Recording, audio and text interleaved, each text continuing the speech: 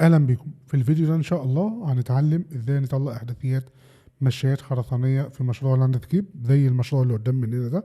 هنشتغل على المشروع اللي قدام مني ده مشروع فيلا طبعا، على مساحه كبيره جدا.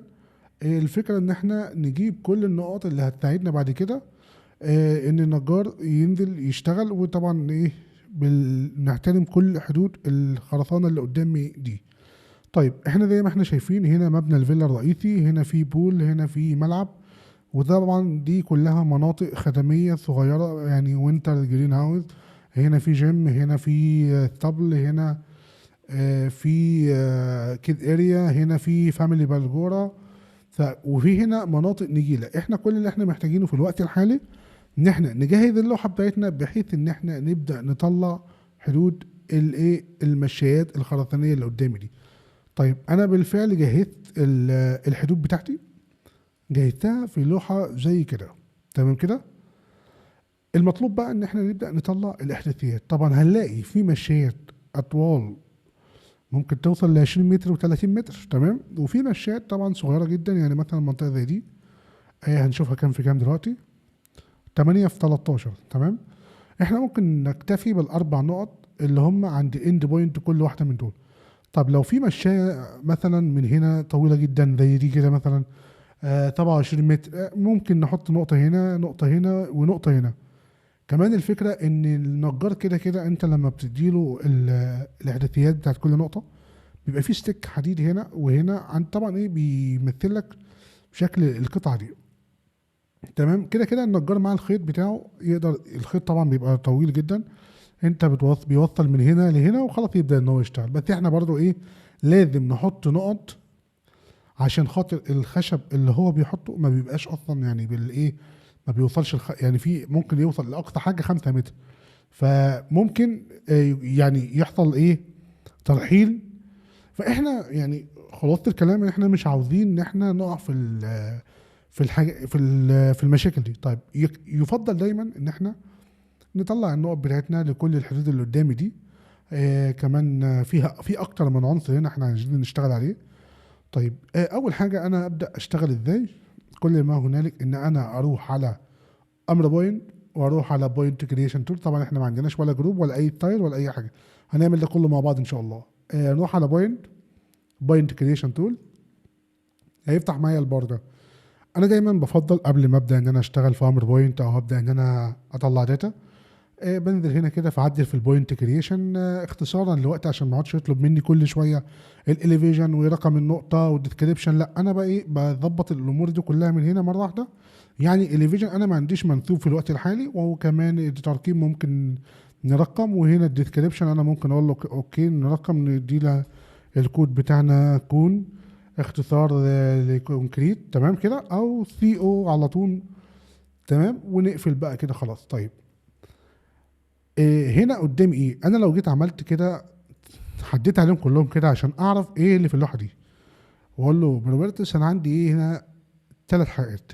عندي 5 خطوط وعندي اربع سيركل، والباقي كله بول لاين اللي هو 38 بول لاين. طيب فاذا احنا هنشتغل بكذا طريقه. طيب اول حاجه انا بشتغل بيها يعني مثلا هنختار بول لاين فيرتيكال اوتوماتيك، تمام. وبعدين اروح هنا الامر ده ما بي ايه ما بتعملش سيلكت، لا انت بتختار كل جزء، يعني مثلا كده بالشكل ده بنختار انت بنفسك كده. مفيش ايه امر ان انا او اوبشن ان انا اختاره كله. طب انا اقدر اعمل ده، الامر ده اقدر اشتغل بيه اعمل كده يحدد معايا كله، تقدر.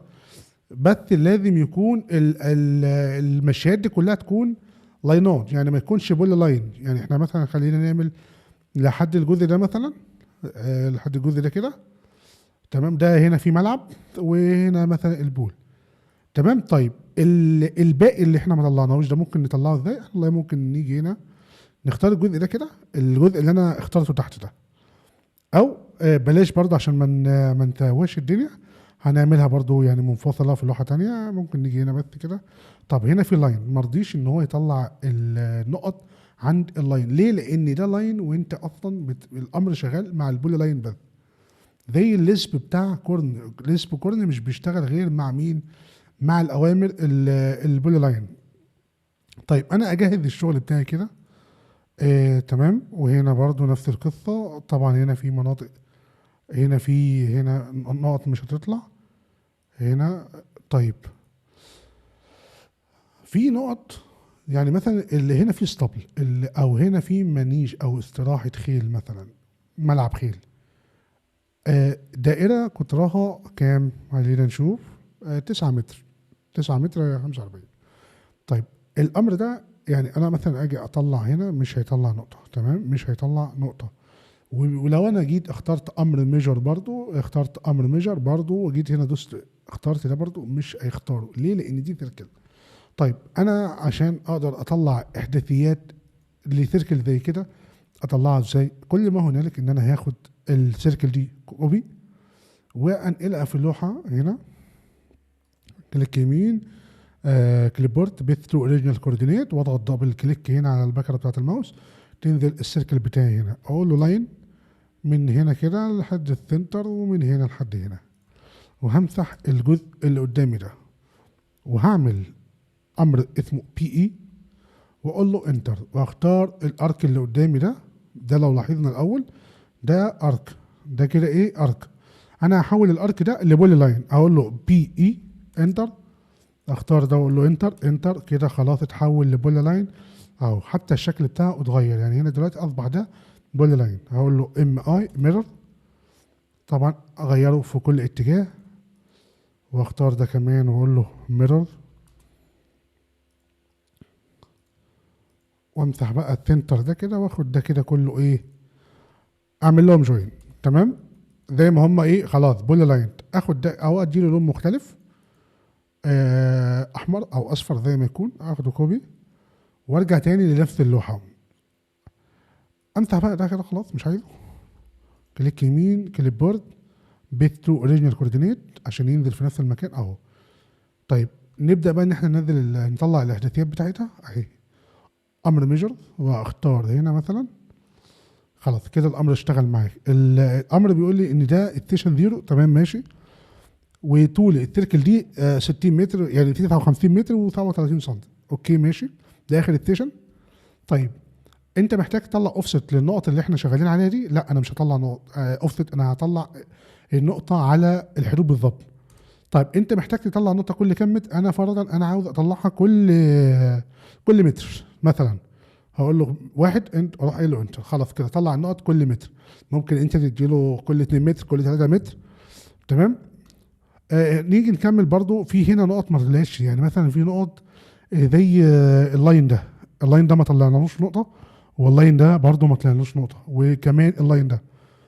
كل اللي انت هتعمله ان انت هتروح تختار امر اوتوماتيك هنا، هتضغط ضغطه واحده هنا، او ده هنا بقى الميزه ان ده الامر ده ايه، مهما كان عندك لاينات هو هيختارهم بقى كلهم. يعني احنا في لو حاجات احنا ما اخترناهاش هو هيختارها، خلاص كده روح حلو انت طلع النقط. طيب نبص تاني مع بعض، لان طبعا المشايات كتير والشغل اللي محتاجين نطلعه برضو كتير. يعني مثلا هنا احنا اختار فيرتيكال اوتوماتيك، واختار بعد كده ده وده وكمان ده. طيب عايزين بقى نراجع الشغل ده. عشان تعرف تراجع الشغل ده، كل اللي انت هتعمله ان احنا بس نعمل ستايل بسيط كده، نعمل جروب، نكريت جروب، واسمي الجروب ده كونكريت مثلا. تمام. واجي هنا اختار في الانكلود، طبعا انت هنا عاملين كود، انا اقول له سي او للبوينت ليست، ادي النقط بتاعتنا كلها هنا، الانفورميشن هنا. ممكن اغير بس اللون النقطة، هخليه للون الاصفر، وهنا اقول له اوكي. ممكن حجم النقطة كمان نخليه صغير جدا نص، وهنا شكل النقطة كمان نغيره. انت ليك حرية ايه التغيير بقى. هنا انا بس محتاج اكتفي بالديسكريبشن بس، وادخل اعدل فيه، اروح على التكست هنا، اضغط ضغطة هنا، اديله اي فونت خط انت محتاجه. يعني فونتات الخطوط دي مش بتكون حجر او حاجة، انت بتبقى اي لون اي فونت انت بتشتغل بيه، اللي انت بترتاح فيه بتشتغل فيه. تمام كده. حجم النقطة انا هديله برضو نص، واقول له اوكي، وراح قايل له اوكي. بصوا كده اصبح كل النقط انت كده شايف. يعني طبعا هنا مكان النقطه، فانت تحس ان في سيركل تاني. ادي النقطه اهي، وادي الديسكريبشن اهو. طيب فاضل في حاجات ما طلعناش نقط، لا كل حاجه كده هنا بصوا بقى كده، ده بولي لاين، ده بولي لاين، محتاجين نطلع له داتا. احنا بالفعل مفعلين الامر. كلنا هتختار ده كده وده كده، خلاص تمام كده. هنا مثلا اهو، هنا وهنا وهنا. طيب هنا التركل اللي هنا دي خلاص عرفنا هنتعامل معاها ازاي. زي ما عملنا هنا هنحولها لبولي لاين، وبعد ما تحولها لبولي لاين انت هتبدا ان انت تشتغل. طيب ممكن يكون في بعض يعني انا لو حابب ازود نقط في الجزء القطعه دي مثلا، احط مثلا نقط عند كل نص خط، يعني مثلا من هنا لهنا في السنتر بالظبط احط نقطه. كل ما هنالك انا هروح على اوتوماتيك واضغط ضغطه، عذرا هنروح هنا بوينت كريشن تول، هنروح على مانوال مش اوتوماتيك، وادي هنا نقطه، وادي هنا في الاند بوينت، وادي هنا سنتر بوينت اسف، وادي هنا اهو. في برضه هنا مثلا زي ما انت عايز بقى، شوف بقى الاماكن اللي محتاجه توزيع نقاط، وتبدا انت توزع النقاط بتاعتك عليها. يعني هنا مثلا انا محتاج اضيف نقط، تمام. والله في بقى نقط انا محتاج ان يعني مثلا الحدود الخارجيه دي، الحدود دي مثلا محتاج ان انا احط نقط كل 5 متر عليها. هروح على امر ميجر، ادي امر ميجر، لا ده كده امر بول لاين فيرتيكال اوتوماتيك. انا لا اختار ميجر، وبعدين اختار النقطه دي الخط ده، اقول له سيف اللي هو ستيشن زيرو انتر. طول الخط 339 متر، اقول له اوكي.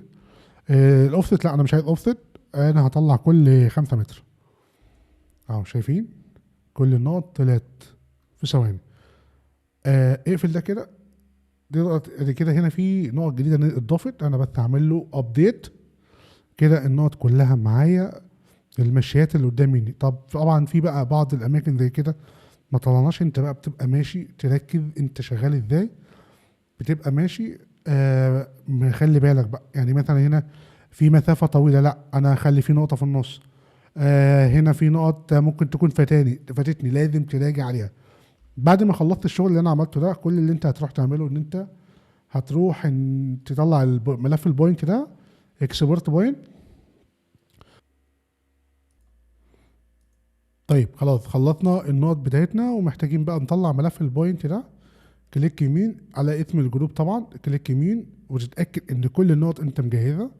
كليك يمين وتقول له اكسبورت بوينت، تختار الفورمات بتاعتك، بوينت نمبر، نورثنج، ايستنج، اليفيجن، ديسكريبشن، كوما ديليميتد، وتختار المكان اللي هنحفظ فيه الملف بتاعنا. وبعد كده هنيجي هنا نختار، انا طبعا هحفظها على الديسكتوب واسميه سي او، تمام. واختار يعني الصيغه، يعني ممكن تكست او سي اس في، تمام. في كل الاحوال انت تقدر تحول الصيغه دي ل اتش دي ار من تيكت او سي اس في، فعادي خالص. وانا دلوقتي هطلعها مثلا بصيغه تيكت، اقول له اوبن، اقول له اوكي، تمام كده. كده الملف المفروض ان هو ظهر معايا على المكان اللي انا حفظت فيه. اروح اجيبه من المكان اللي انا حفظت فيه، ده كده الملف اللي انا طلعته. اما اعمل زوم هنا كده، ادي البوينت نمبر، النورثنج، الايستنج، الاليفيجن، الديسكريبشن. طبعا الاليفيجن جايب زيرو، ودي احداثيات طبعا مش الاحداثيات الاصليه للمشروع. احنا مطلعين 335 نقطه، تمام. انت برضو بتتاكد هل انت مطلع كل الداتا بتاعتك صح ولا لا، وتراجع كل شغلك تمام قبل ما تبدا. يعني مثلا زي هنا كده مثلا الشغل كده جاهز اهو خلاص، يعني في نقط انت ممكن تكثف نقط بالشكل اللي قدامك ده. وادي طبعا لسه في احداثيات لاند سكيب دي بالكامل بقى بتطلع. احنا طلعنا الهارد سكيب، السوفت سكيب بقى بالكامل ده برضو بيطلع بنفس الطريقه، ولكن مش بامر ميجر بقى ولا امر ولا لا انت بتبقى في شجر بيطلع بيتوقع. في هنا احواض زرع برضو بنطلع احداثياتها، ولكن هو نفس الفكره ازاي تطلع الاحداثيات، تمام كده. شكرا والسلام عليكم.